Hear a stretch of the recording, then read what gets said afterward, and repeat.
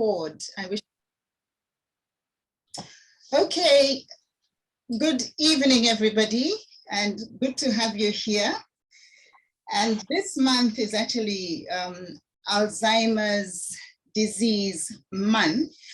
And tomorrow, the 21st of September, is the day in World Alzheimer's Month to raise awareness around education and encourage support of and demystify dementia.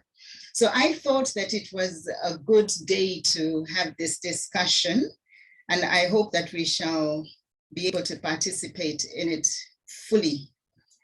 Welcome. I just want to say that the theme for this year is very similar to what it was last year. And it is no dementia, no Alzheimer's. We have to get to know what they are and what to do about them. Now, whereas the World Alzheimer's Month is focused on post-diagnosis support, we as a family on a mission to make the world healthier and happier want to shift our focus a little bit onto prevention. So I'll start by introducing myself. My name is Dr. Ese Zanambasi. I am trained as a medical doctor. I've been a medical doctor for well over 35 years now. And my mission personally is to help people to shift their focus from sickness to wellness. So that's why I particularly want to talk about this topic today and to focus on prevention. That is what our mission is as a family called the Neolife Family. So I'll start by going back to the very basics. Many of you might know this, others might not. There was a German neurologist called Alois Alzheimer who first identified the disorder called Alzheimer's disease way back in 1907.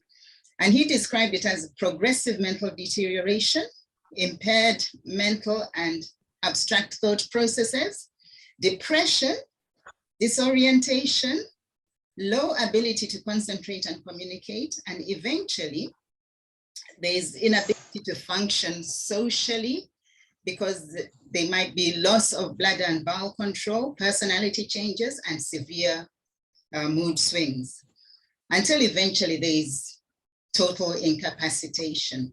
So that pretty much summarizes a long history. It doesn't happen in a week or a month. It may take several years. We are talking maybe 20, maybe even some people 30 years. So they give a range of anywhere between 5 and 30 years. So with that introduction, you can imagine what we are dealing with and why it is important to consider options of prevention. So I've made this slide just to say, let us simplify the pathology. It is basically nerve fibers in the part of the brain called the hippocampus, which is the brain's memory center. Those nerve fibers become entangled and they form tangles. Okay, and then as a result of those knots and tangles, information is no longer carried properly to and from the brain. And new memories cannot be formed, nor can earlier memories be retrieved. So that's a central part of the brain that becomes distorted and dysfunctional. And now there's what they call the Alzheimer aluminum link, where a study was done and they did a lot of postmortems on people who had died of the disease. And it revealed that there was an accumulation of aluminum in the brain cells, especially around the hippocampus. It was found to be maybe even greater than 4 times the normal amount expected to be found. So that was one link that alerted to the researchers. Other studies, which have also been published in the Lancet, concluded, a study was done, and the conclusions that were drawn from that study were that risks of Alzheimer's, or the risk of getting Alzheimer's, is higher in areas with the water level, with high water levels of aluminium. And then there's also a threat from aluminium when there's chronic calcium deficiency. So that should sound like some interesting news as to why we carry on a lot about the importance of supplementation. I hope all of you can hear me loud and clear, okay? And then the deficiency of calcium changes the way the body uses minerals, leading to greater accumulation of aluminium. And you've heard me say in the past, when we talked about children and lead poisoning, that in children, they tend to be more prone to be affected by lead toxicity if there is calcium deficiency. So if there are guests on the call, you're all welcome. I hope what we are talking about is of interest to you. Now, sources of aluminium, and we just want to say whether aluminium is the cause or the result of the nerves not working very well. The sources include cookware, aluminium cookware, antacids. Yeah, a lot of people go to the local shop around the corner and buy themselves antacids. They are often with aluminium in them. Antidiarrheal medications. And then there are people who are on aspirin and medications to try and thin the blood, or to do, maybe to manage their aches and pains. Some of them are buffered with aluminium. And then cans and containers that we often have cool drinks and beers from might be made of aluminium. And then there are various food additives, such as the one that all of you will be disappointed with. Baking powder is actually very rich in aluminium. And then fast food outlets have cheeses that are prepared in such a way so that they can melt at a certain temperature, and they have aluminium in them. And then there are personal care products, such as douches, shampoos, deodorants, antiperspirants. All those might have aluminium. So the other metal, heavy metal, that is implicated is mercury, also implicated in Alzheimer's disease. And that was a study that was done in Canada at the University of Calgary not too long ago, 2001. And they concluded that aluminium is strongly implicated as a potential factor in neurodegeneration. In other words, degeneration of the nerve cells, particularly in the brain. Again, it was particularly around the hippocampus that they found that brain damage.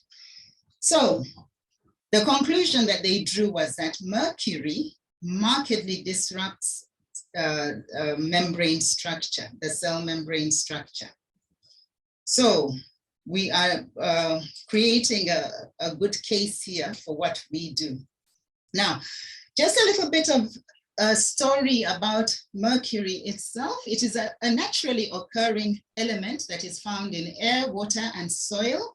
There are areas in the world where it is mined, and it is known that excessive exposure causes health challenges, particularly threatening, especially to a fetus that is still developing. That's where it seems to have its worst effect. And then there is also, it is also known to be toxic to the nervous system. It's known to be toxic to the digestive and immune systems, and it is very damaging to the kidneys, lungs, skin, eyes, and quite a lot of the tissues. Its uses, but then for us, for our purposes, I want to tell you where it can be found. I'll tell you shortly.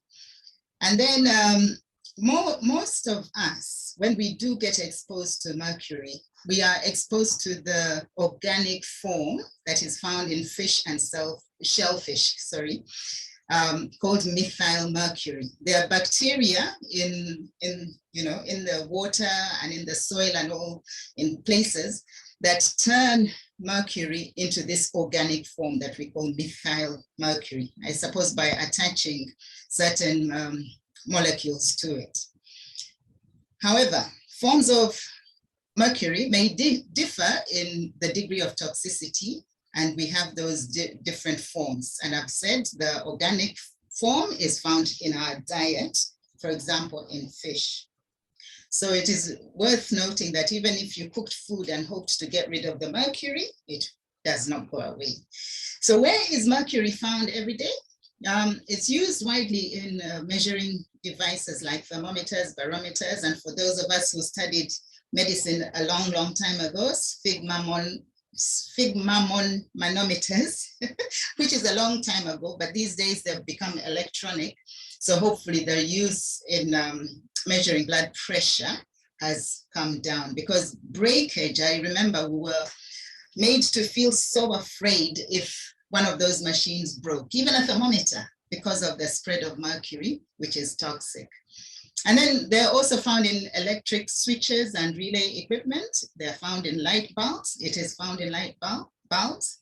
In dentistry, it's used less now, but it was widely used, but it is still being used, I'm sure, in some places. And then aspects of the pharmaceutical industry. So the question is, does mercury leave the body? Well, yes, it does, with difficulty, but it can. However, it's worth noting that most metallic mercury will accumulate in kidneys and the brain, and that's where it causes most damage. Most of it will eventually leave in urine and stool and through breathing. And it is known that for the amount of mercury that has accumulated to drop by half, that's what we call the half-life in the body, is estimated to be about 30 to 60 days. But once it is lodged in the brain, its half-life, it can be as long as 20 years, because the brain has a special affinity for mercury, and hence the damage it causes. Now, just mark these days, 30 to 60 days of mercury half-life in the body. We'll refer to it again, but it begins to give you the idea of why it is important to detox regularly. Okay, so here is some food for thought. The brain is a high energy, high oxygen consuming organ. And situations that compromise energy creation will eventually lead to degeneration of the nerve cells in the brain. That's what I'm referring to as neurodegeneration. The brain, therefore, demands high levels of antioxidants. And for those of you who have been listening to these webinars, we recently did one on antioxidants that you can refer back to. Then another point to remember, another piece of food for thought, is instability of blood glucose and insulin are very important factors in causing neurodegeneration, damage to the nerve cells in the brain. And that is why, of late, recently, Alzheimer's disease acquired another name, and it is also referred to as type 3 diabetes. Okay. So let's just carry on smartly. I just thought I would give you plenty of food for thought. So here's some more food for thought. There is a link between Alzheimer's disease and sleep apnea. Sleep apnea is when there's difficulty breathing during sleep. It causes depletion of oxygen, which is a contributing factor to the link between developing Alzheimer's disease and developing heart disease. That is something for you to think about. And it was indeed a study that was done at the Center for Narcolepsy in Stanford, at the Stanford's Center for Human Sleep. They discovered a gene, as a matter of fact, for sleep disordered breathing or sleep apnea, which is also linked to heart disease and Alzheimer's. So there's a link there. I found that an interesting piece of information. And then a little bit more food for thought. Occupations with high exposure to electromagnetic fields or EMF have a fourfold increased risk of developing Alzheimer's. That is so scary because we are all exposed. All of us are exposed to increasing electromagnetic fields than ever before. Now, you know, when we were at medical school, a long, long time ago, for some of us, we were taught not to box ourselves in, but to actually think broadly and ask ourselves, what else could be going on? And you've heard me say that. What else could be happening? And that's what we call differential diagnosis, or other diagnosis that could be something other than Alzheimer's disease. So here they are. It could be small blood clots in vessels that supply the brain. It could be a brain tumor. It could be a hypothyroidism. The thyroid gland is not working normally. It is way below normal. It could be advanced syphilis, what we call tertiary syphilis. Or they could be drug interactions. You know, it's always sad when we see so many older people that are on so much medication and also have developed a habit of buying medications over the counter and, you know, at the next shop round the corner next to them. It could very well be outright nutrition deficiencies. And then, of course, we've in the past talked about autoimmunity. There may be an element of autoimmunity in the whole entire disease process. But just to conclude that we must be looking for ways to arrest mental deterioration. In other words, we should be looking for ways to prevent, arrest it before, and if it hasn't started yet, to prevent it altogether. So dementia generally is a symptom of many disorders, as we've seen. There is absolutely no single lab procedure or biochemical marker that can definitively confirm that so-and-so has Alzheimer's. So stop looking. It doesn't seem to exist. It's what we call a diagnosis of exclusion. So the diagnosis of Alzheimer's disease is made when all other possibilities have been eliminated. So let's start by thinking, how can we eliminate those possibilities? Now, you know, in life, when we are talking prevention, we have to think of everything as holistically as possible. So Neolife, as you've seen, has exemplified that by saying at the base of our wellness pyramid is physical activity and weight management, but I'll come to that. So physical activity and nutrient intake are important determinants of health throughout life.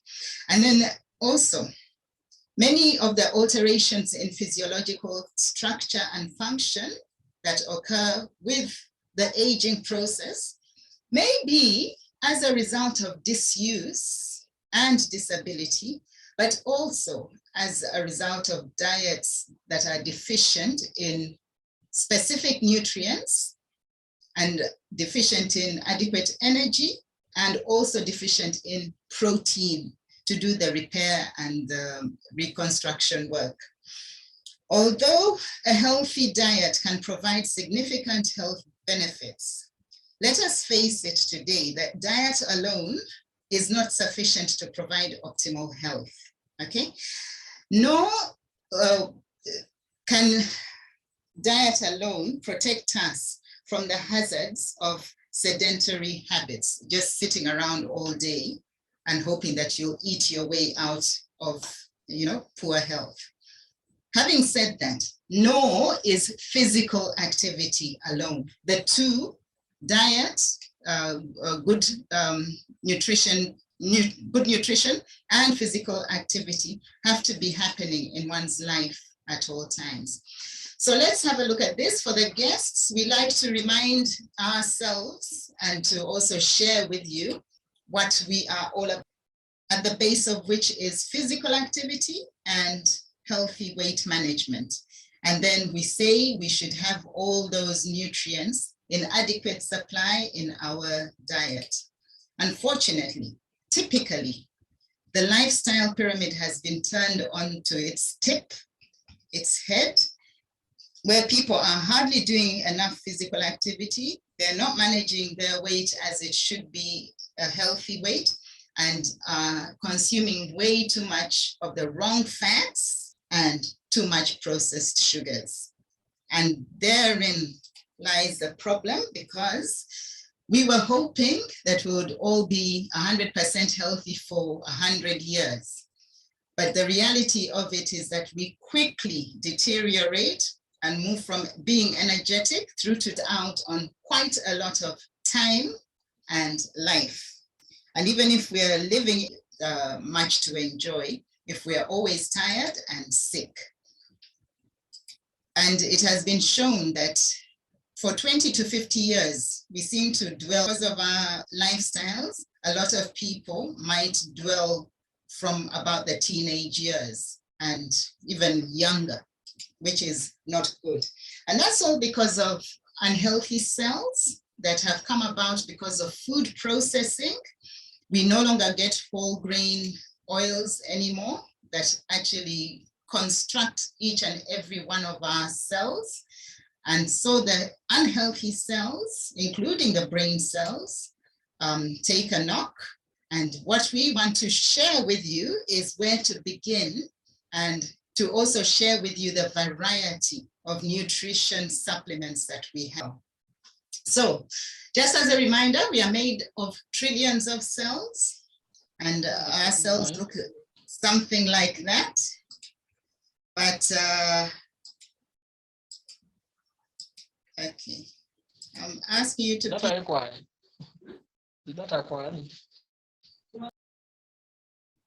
Thank you. Okay, and then inside the cell are these very hard-working parts of the cells called mitochondria. The brain has billions of mitochondria that have to be looked after. So what goes wrong essentially is this process called inflammation. And inflammation damages the body. And if you can see, the number one that we are talking about today is memory loss and cognitive decline. And we're particularly referring to Alzheimer's, but also other dementias, as you've seen, that can happen. So now we have often asked ourselves, whom can we trust? Who can we trust? Because there are lots of supplements out there. And for the guests, you must be asking, what's the difference between your supplements and other supplements? Well, research has found that many products that were marketed as dietary supplements contained hidden active ingredients that were either unsafe or unstudied. So we are proud to say we have a history of scientific excellence by our Scientific Advisory Board, which was established by a top toxicologist and pharmacologist. And those are the people that we in this family have chosen to trust, because they make everything out of human natural nutrition. And they also study other things that make life easy, like our detergents and skincare. So let's start with the detergents.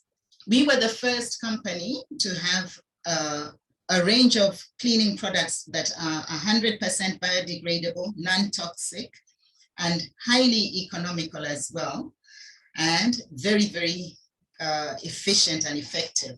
So this is where to begin if you're considering prevention, by removing those toxins that are so rampant out there. And we have this to show you the economy and the versatility, very versatile products.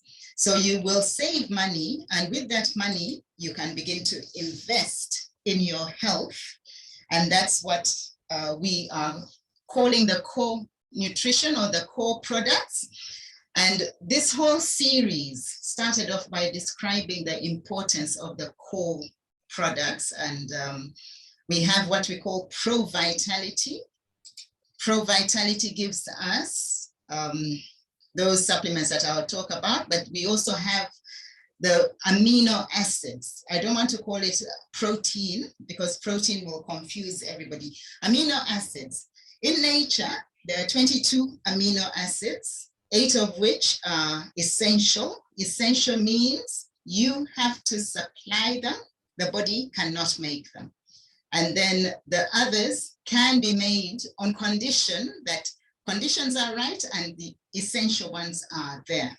Now, that is a tall order, and that is where we are seeing our health beginning to deteriorate, because if the amino acids are not there, we cannot make protein, and we need to be in a position to make over 5,000 proteins in our bodies for the various work, such as enzymes, hormones, antibodies, structural material, and of course, the health of the brain depends on that as well for the neurotransmitters.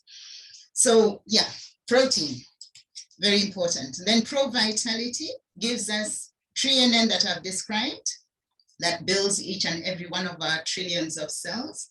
Then it also gives us extracts of fruits and vegetables, real human food, fruits and vegetables, called carotenoid complex, that is very, very protective. It also gives us omega-3, which is a powerful, powerful anti-inflammatory. And you've seen that the core problem is often inflammation that causes that degeneration of nerves. And then, of course, the vitamins and minerals. Now, I wanted to bring out an aspect that we might sometimes forget, and that is the gut-brain connection.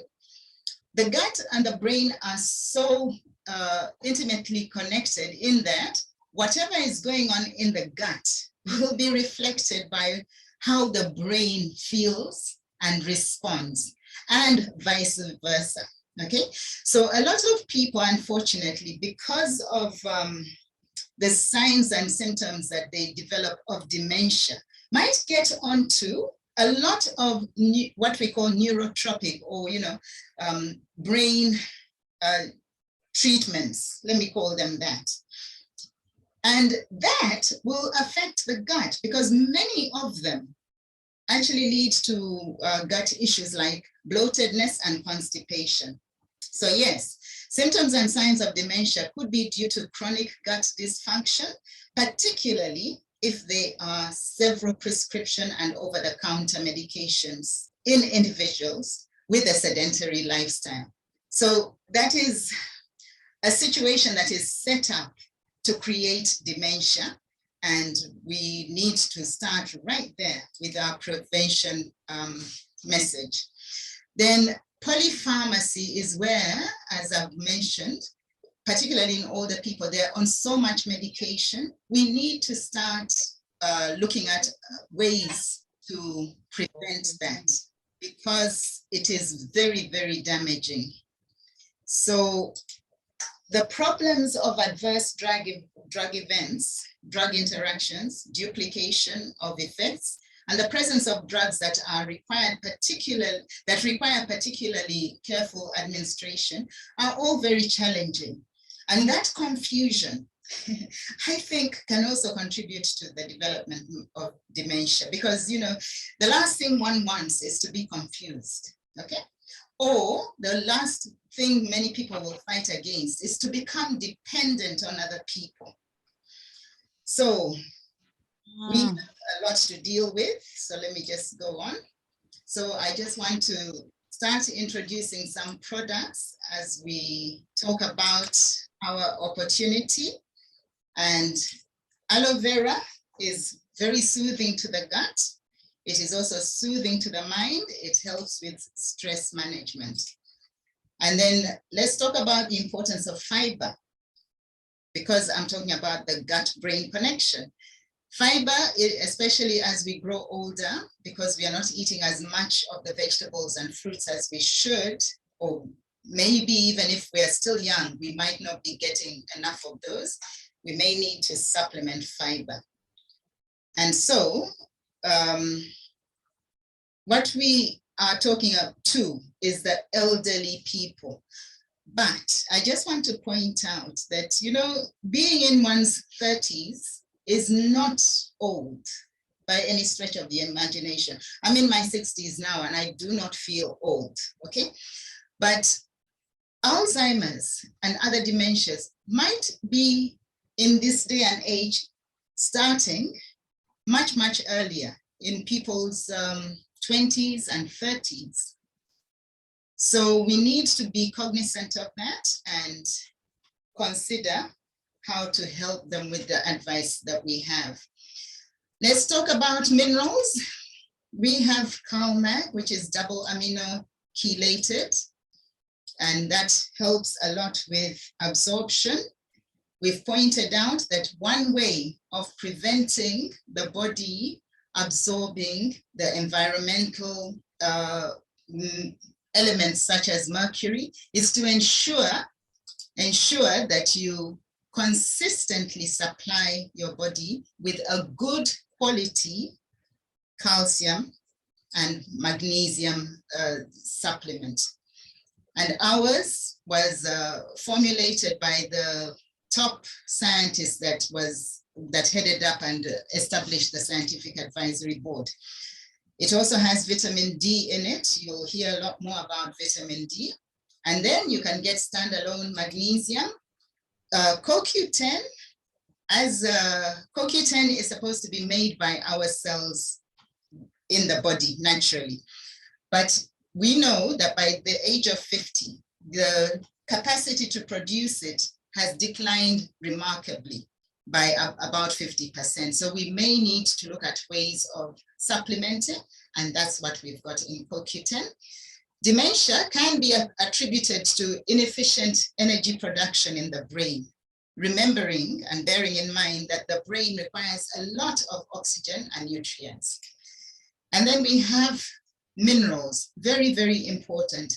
Zinc is extremely important in many aspects of our lives. We have multi, which has selenium, which is also very important for prevention of dementias. And then, of course, we have a multi-mineral. And then we have brain health vitamins, which I have called brain health vitamins because these are fat soluble. You need to appreciate that the brain is perhaps the one area in our body where there's a high concentration of fat. So these will act as antioxidants, vitamin A, vitamin D as well, and vitamin E for the brain. And then we have nutrients for energy and structure. And I'll repeat it, dementias, and particularly Alzheimer's that we are discussing today, is largely an energy deficit challenge, as well as laying down of plaque in around the nerves of the brain. So we need a good supply of vitamin B. Also, other dementias like Parkinsonism is an energy issue. And so if you know of anybody that you've heard about, advise them on vitamin B and vitamin C as well. That is important. So we all know this, that we should be eating more fruit and vegetables. And as you build your businesses, all these things become easier to get. Don't wait until you get symptoms before you start supplementing. Phytonutrients, just as we should have them, is how Neolife has presented them to us. That box that I've just shown you called Phytodefense has carotenoid complex, 3 carotenoids in a sachet, 2 flavonoids in a sachet. It also has cruciferous, which is very, very important for detoxification. Apart from stopping those hormone-mediated cancers, it is very, very important for the detox mechanisms of the body. And then lipotropic adjunct, it reduces plaque formation. Now, dementias, and particularly Alzheimer's, has been shown to be as a result of laying down of plaque that are made out of a substance called beta amyloid. Okay, beta amyloid is a form of plaque that is specific to the brain.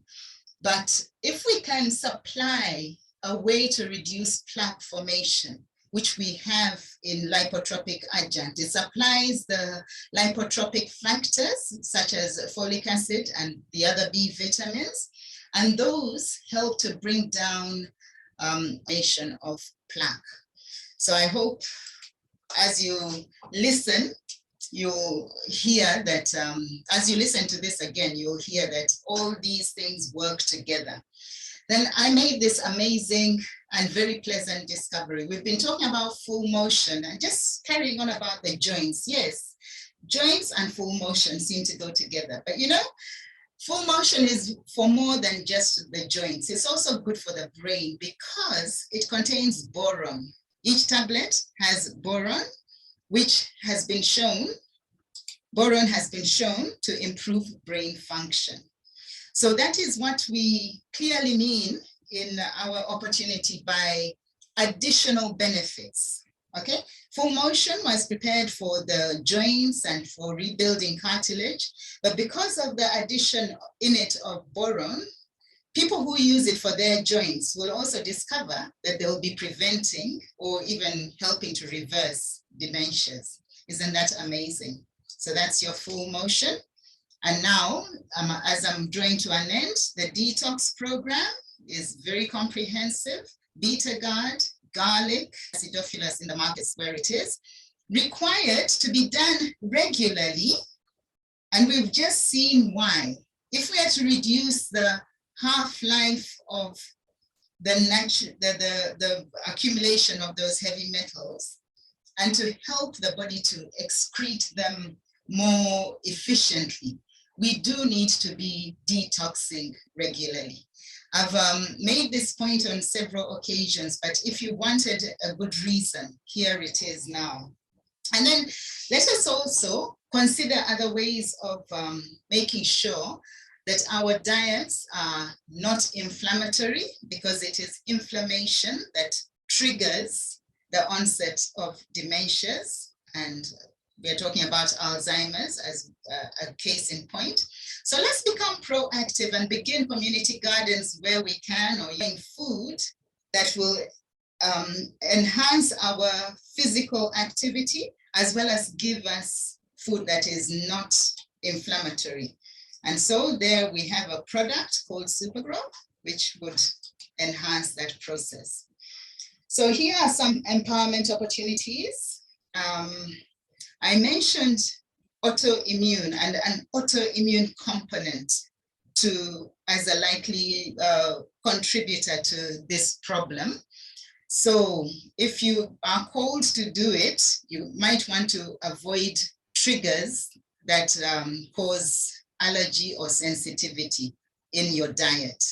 One of them is gluten. Very, very commonly, it has been found to do that.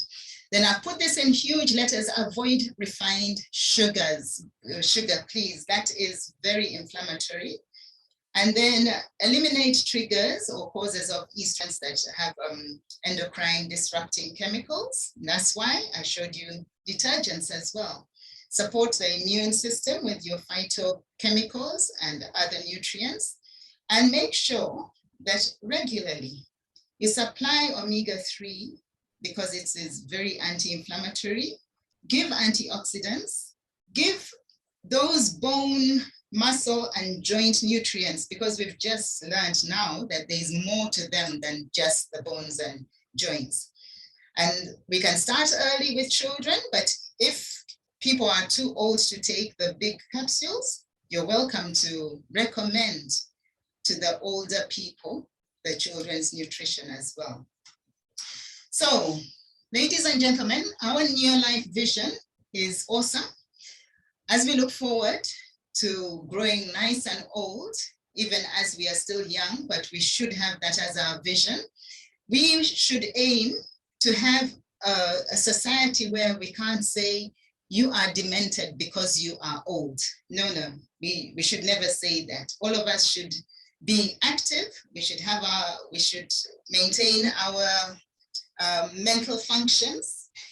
I was going to say we should keep our marbles, but anyway, we should maintain our mental functions. We should live in peace, regardless of age, so that as a family, we take our mission seriously to make the world a healthier and happier place. Thank you so much. So we should stop sharing. And Tembo, you've had your hand up. You are welcome to ask questions. I'm not sure how long this has run, but I'm actually going to stop sharing now.